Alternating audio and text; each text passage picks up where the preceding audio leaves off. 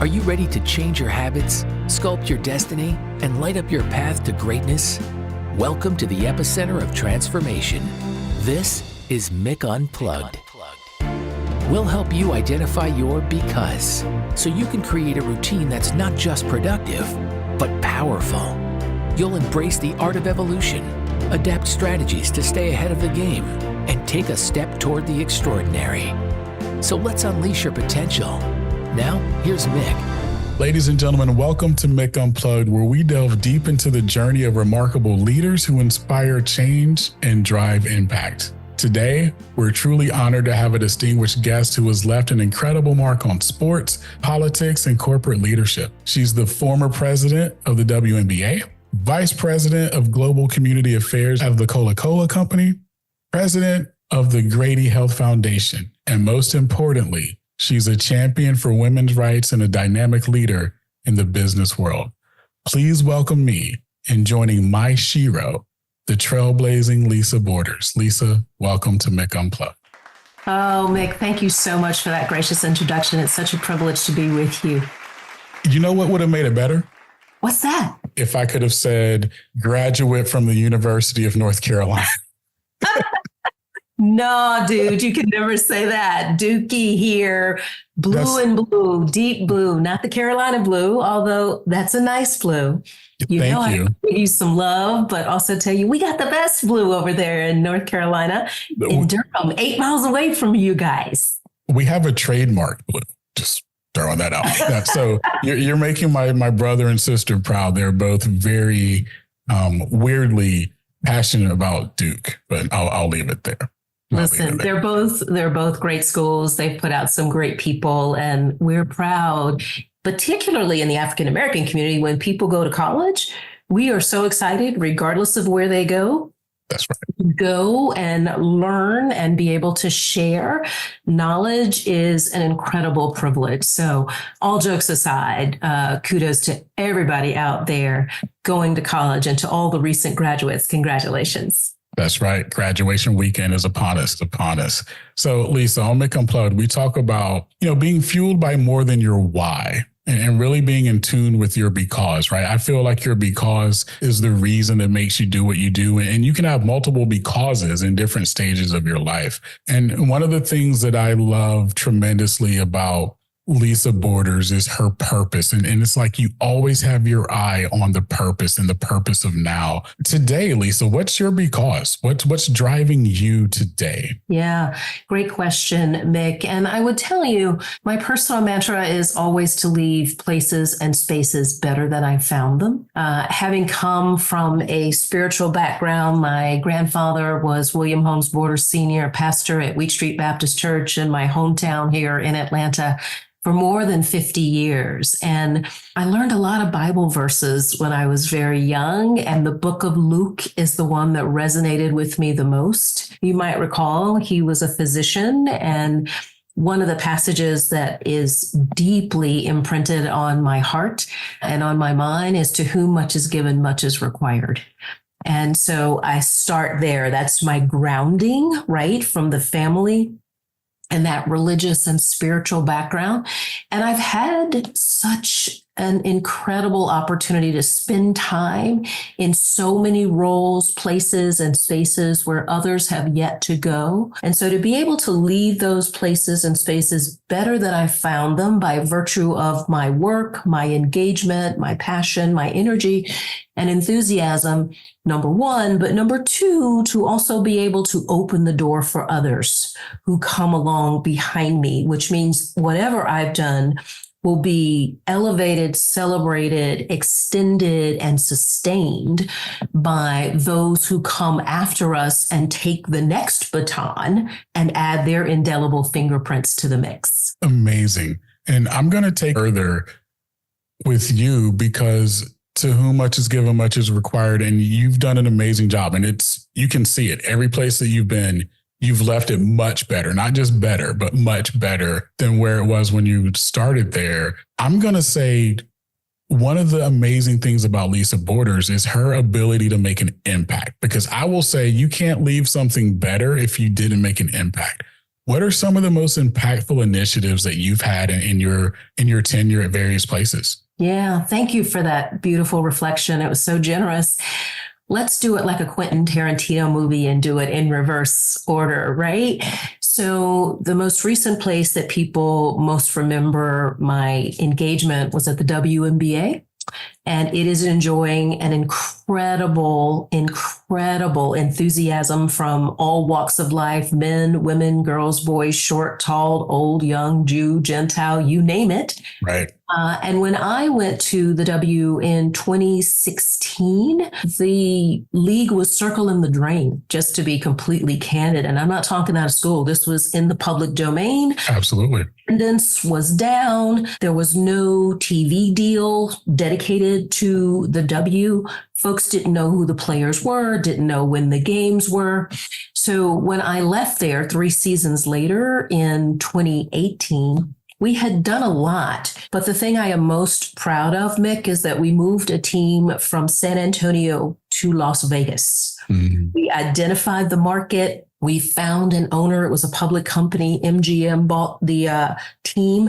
Mm-hmm. They named it the Aces. Aces. Right. Yeah. Fast forward 5 years, the Aces were champions. And then the next year they were repeat champions. And now they're going for a third time. They got the number 1 draft pick, my soror, and the face of the league today, Asia Wilson. So I am most proud of the fact, not only did we never lose a franchise on my watch, we actually created enthusiasm and laid down a marker with a public company buying a franchise in a new market, establishing footprints, fingerprints, heart share, mind share in a destination city. Mm-hmm. So getting folks to pay attention to the W and acknowledge that these professional athletes were extraordinary and are extraordinary women, of course, was very, very deliberate on my part and on the league's part. But I had to set the vision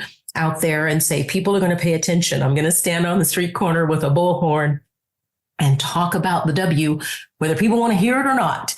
And so here we are 5 years after I've left, and we have a generational player in Caitlin Clark, who is also helping to elevate and celebrate the W. And I give her mad love and respect, because that girl can shoot from the parking lot, not the 3-point marker, not half court. She can shoot from the parking lot. Or as one of the kids just said to me recently, she can shoot from another zip code and still count it, right? But there were so many players, generational players before her who laid down the marker. You can start with Lisa Leslie in 1996, or you can look at a Maya Moore in 2017, or you can look at Diana Taurasi for the last 20 years, or Sue Bird that just retired. Mm-hmm. There are so many young players that you can look at. Renee Howard here on the Atlanta Dream, just tons of players. And so for all of the excitement and enthusiasm and energy that's being poured into the league and into those players today, I'm thrilled. So that's the W. At Grady Health Foundation, we actually had, that is a level 1 trauma center in Atlanta. We only had 1 at the time. And to give you some context for that, I think New York has like 9 of them or something. In the absence of a level 1 trauma center, you can't have big concerts in your town. You can't have conventions in your town. The president will never come visit because you have to have a level 1 trauma center. So what people don't understand is it's really an economic engine. It drives business and tourism into the town because you have the healthcare infrastructure to support that. But Grady was about to close when I took the job in 2008. We started a capital campaign. They'd never had one before, only level 1 trauma center. It was on its last legs and about to close. So this would have been an economic damage done to the city. It would have been also a really precarious position for all of the folks who were being served healthcare through the Grady Health system. All the mental health services for the entire state of Georgia come out of that health system. We started a capital campaign and we put a marker out there, Mick, and said, we're going to raise $325 million because that's what we think we need to support this health system and all of the folks that it serves, seen and unseen. That was a 5-year campaign when we started. We raised that money, every penny of it, out of Atlanta in 4 years. Wow. 4 years. So we infused it with capital. The clinical expertise was already there. The community engagement was there. The civic pride was there, but it was weak. And so that money helps strengthen every dimension of Grady. So I didn't do that alone. I was the tip of the spear, but had the help of so many, top to bottom, left to right, grassroots and grass tops, right? So at the end of the day, Grady is better off and standing strong and stronger even today, since we raised that money and got the hospital back up on its feet. So getting the league back up on its feet, getting Grady back up on its feet. And lastly, I'll say when I was at the city of Atlanta as vice mayor, and I think about taking that role in 2004, and I was there till 2010 as president of city council and vice mayor of the city. The city was in a good place in the sense that we were running every day.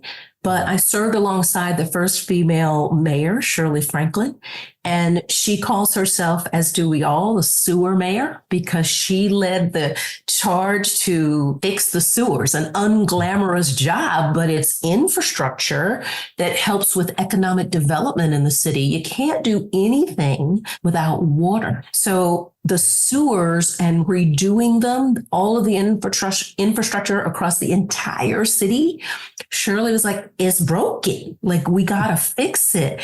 We needed to raise a bunch of money. We didn't have the bond rating to do it. She had to collaborate with the state legislators and help us. We were helped by levering their bond ratings. So the bottom line is she and I worked together. She set the vision as the chief executive of the city. I was head of the legislative branch of government. Those two things or two offices must work together to get the money and the votes to get any project done. And this was one of the most massive projects ever done in the history of the city. So when I think about fixing the sewers, it sounds unglamorous. And yes, on my very first day, Mick, we went in a Flintstone type bucket and we got in and went down into the sewers so she could show me firsthand what was broken as we were boring through with this big Japanese machine with this point on the end of it that was grinding through the rock that was in the ground to correct the sewers, to rebuild the sewers, it was crazy. That experience was something like I had never seen before, didn't expect it, but it has left an indelible mark on the city. You don't see the sewers. You just assume that they work. You just assume that there are pipes and infrastructure under the sewers, under the streets to bring you water whenever you need it, whether it's in your household or in your business or in your faith-based organization or institution. That's something we literally take for granted that she and I and the folks working with us at the city were able to tackle. So in every sense of the word, that too got the city back up on her feet so that she could be strong and move forward. So everywhere I've ever been, I've had the privilege and the passion to make things better and leave them better than I found them. Truly amazing. Truly amazing.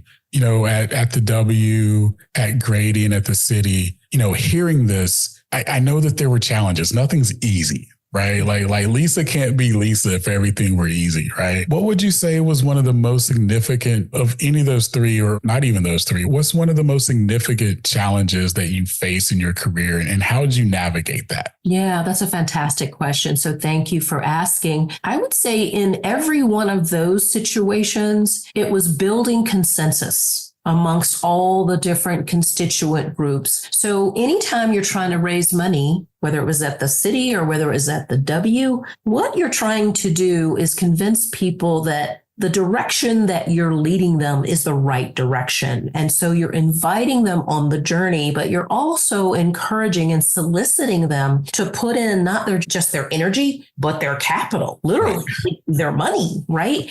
So if the city, you're trying to get your colleagues on council to vote for a piece of legislation, then you go get the bonds and you go get the money from New York or wherever, the underwriters. At Grady, you are literally in the city trying to build consensus around the fact that, okay, we need water, right? Do you know that's going to cost money? Do you know we're going to have to dig up every street in the city? And it's going to be inconvenient and it's going to be costly for a little bit, but it's going to be worth it in the final analysis. The same is true of the W, building consensus around women's sports, that's a viable entity and a viable institution in which to pour your resources, your money, your thoughts, your actions. So what I found is it was always easier to speak one-on-one with people initially. Your, for lack of a better term, and you may have heard this before, your bell cow. Yeah. Is there one person or one organization that will signal to all of the people and all of the institutions, or many of them, to say, okay, this person's in the boat. I should get in the boat because Mick has in effect endorsed this. So he's on board. I believe in his judgment. So I'm going to get in the boat too, even if I didn't have a one-on-one conversation. So setting the vision isn't hard in my view. Building consensus around the vision is hard, and getting people not only to be aware, but to accept the vision and act on the vision, which means they have to be engaged in some way. Does that make sense? Totally makes sense. Totally makes sense. You know, I know you're a mentor to many. What's some advice that you have for future leaders or even newer leaders? What's some advice from Lisa Borders to be the best version of themselves, but more importantly, to be the best leader that they can be? Yeah. So thank you for that question. I get it a lot. And here are the three things that I tell people. The attributes of leadership, great leadership, in my view, are competence, confidence, and compassion. Competence means bringing not only your book sense to a problem, but bringing your full self, your full experience, your true gifts to the table. That, in my view, is full competence. It's not just reading an accounting book or reading a marketing book. Yes, that's important, but I think you have to bring some context to it, and that comes from life experience. Young or old, you've got some to share. So that's competence. Confidence, Mick, in my view, is built over time, incrementally, by doing something as a routine. We think about this when we ride a bicycle or play a piano or throw a ball or cook an egg. Whatever you're doing, the more you do it, the better you get at it. That's right. And then compassion, of course, is all about empathy and walking in someone else's shoes and understanding where they are in their ability to communicate with you, collaborate with you, or understand what you're talking about. That means, as my grandfather, the preacher, would say, you got to use 2 ears and 1 mouth that God gave you for a reason, and listen twice as much as you talk. So what I would say is not only create, but cultivate and curate those 3 attributes: competence, confidence, and compassion. There are many other skills, but if you use those as the fundamentals, we talk about this in sports, get your footwork right before you try to do a hook shot, right? Or before you try to do a jump shot, or before you try to drive the lane, get your footwork right. That's fundamentals, being strong. So the same thing is true, in my view, for those 3 attributes as fundamentals of what I term enlightened leadership. It's not top down.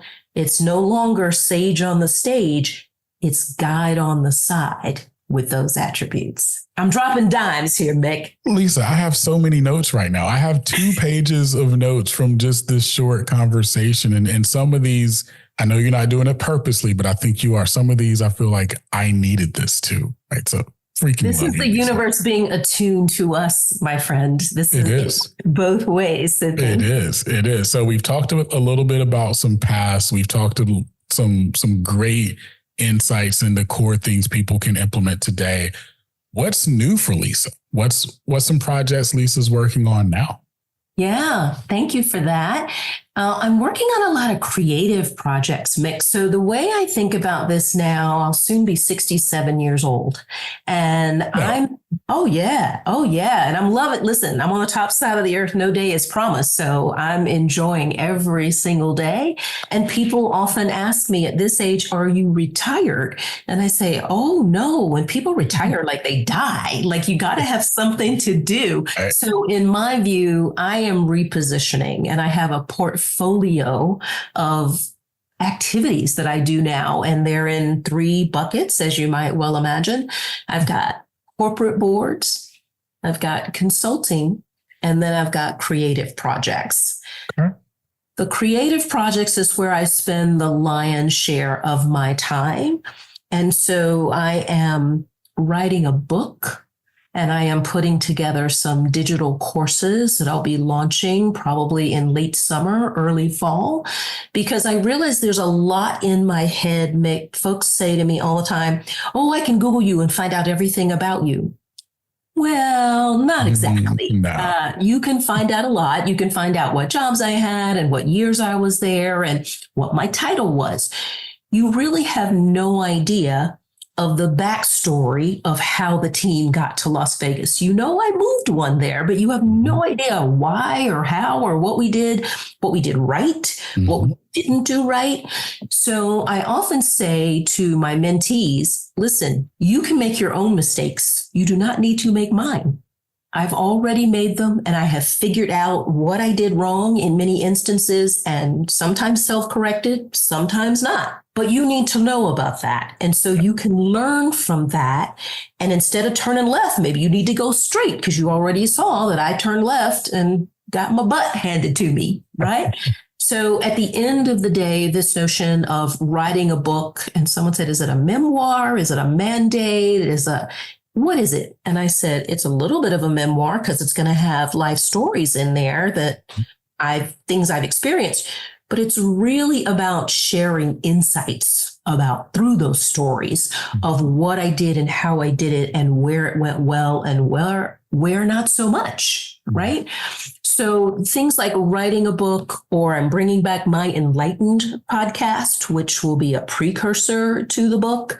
I had many, many conversations with guests on my podcast who taught me lessons. These were my friends that I called up and said, will you have a conversation with me about life and your life's journey and what you learned so far? And I'll be doggone if they, of course, did it. But I thought, oh my God, I am learning so much. Let me give you an example. Elena Deladon is one of the players in the WNBA. She talked about her journey around sports, of course, but she has Lyme disease and she's been very public about how she's dealt with that and when it kept her down and what she had to do to advocate for herself. But during that conversation, she started talking with me about meditation. And I said, we call her EDD. I was like, EDD, I just can't get into it. Like, I can't do it. And she said, it's like anything. You need to just keep practicing, just keep trying, just keep at it. It doesn't work perhaps for everybody, but it works for me. And I commend it to you. And I'm thinking, EDD knows a lot, but she doesn't know nothing about me and doing this. Needless to say, she was absolutely right and I was absolutely wrong. And now I meditate every day. It took some time. I use a platform called Open. I have my favorite teachers and I love, love, love that time. It's me time first thing in the morning. And I often use it at night, meditate before I go to sleep. And it puts me in a very restful, easeful place and helps my mind slow down so that I can rest. So the creative lane or bucket, if you will, is where I spend the lion's share of my time. Yes, I go to board meetings. Yes, I do consulting. I pick my clients very carefully. I don't pick people that won't listen or don't think they have a problem because you beat your head against the wall. But the creative space is totally my space where I can sit down, I can think, I can write, I can talk, I can sing, I can do whatever I want to do for whatever amount of time I want to do it. So I am spending the lion's share of my time in that space. Love it. Well, I want to be the first subscriber when the platform is ready.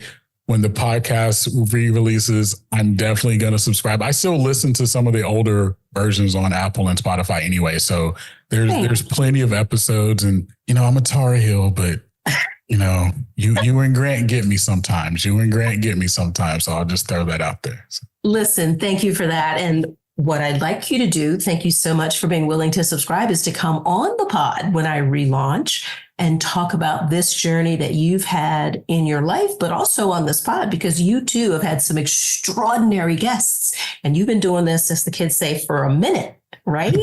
So you will have some insights to share about pods in general, but your life is unique, just like everyone's. And I'd love to hear more about that when we get ready to relaunch. Don't ask, you just tell me and I'm there. I mean that from my soul. Love it. I mean that from my soul. So I want to get you out of here on this. I always like leaving the listener, and you've given so much advice. What's 2 things that you want people to start doing today that can impact their life, their business, their career? What's 2 things of Lisa-isms that you want to drop us? Absolutely. Thank you for that. The first thing I would say is let's work on a mind shift, a positive shift in the mind, because whatever your mind can envision, that's what will come through in your behaviors. So thinking more positive about yourself, about your life, about your house, whatever we're talking about. And this is hard. We don't realize how much negative self-talk we do, because oftentimes we don't say it out loud. It's just in our head. But that oftentimes inhibits our behavior. So I'm working on this just like everybody else, and it never gets done. You have to keep working on it. So that's the first thing, is let's shift your mind. The second thing I would say is let's shift your body. And here's what I mean by that. In my view, health is our greatest wealth. Health is our greatest wealth. In any community, but certainly in the African American community, if you're not healthy, I don't care what you want to do. I don't care how much money you have. I don't care how much imagination you have, how much time. If you are not healthy, you can't execute on anything. Right. So you got to have a positive mindset, and you got to move this body on a regular basis. So I too have affirmations that I'm saying every day. I believe in myself. I'm going to bet on myself. Everybody thought Kobe was arrogant when he said he's the best basketball player, or Muhammad Ali said, I'm the greatest. But that was about positive mindset. And yes, both of them happen to be athletes. And so they too were in it to win it every single day. So they engage their mind in a positive way, and they are engaging their body. Muhammad Ali was punching people in the mouth. Let's just be clear. Right. And Kobe was dropping 80 points on people, but each of their bodies were directly engaged. So when I look at the WNBA players, that's what they've all told me too. I would ask them questions and they would say, it starts in the mind. The body is reacting to the mind. Yeah. Go with it. Yeah. When you're shooting and your shot doesn't drop, what do? You keep shooting, right? You just keep shooting. You never give up. But those 2 things, first and foremost, have to be engaged, or nothing works, Mick. That's right. Nothing works. So get your mind right, get your body right, and everything else will follow. I adore you. I mean that. So kind. I adore you. Even though you were just telling me get in shape, I still adore you. I still do. Listen, I'm trying to do it my darn self. I got up today. One of my goals I just read a book called The 12-Week Year. And instead of thinking annually, you think in 12-week increments, and you set goals and you have inputs and you measure your outputs. So one of my goals was to lose 20 pounds.